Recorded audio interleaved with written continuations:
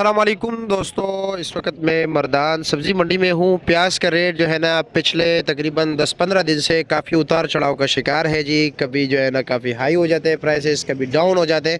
دیکھتے کہ جی آج 10 فروری 2025 کو سچویشن کیا چل رہے ہیں اور آئندہ جو ہے نا کیا ہوگا۔ السلام علیکم۔ وعلیکم السلام۔ کیسے ہے جی؟ خیریت ہے؟ یہ مائک ذرا پکڑ لیجیے، یہ لیجیے ذرا۔ اچھا یہ بتائیں کہ جی بس ٹھیک ہے، بس آپ صرف بولتے رہے۔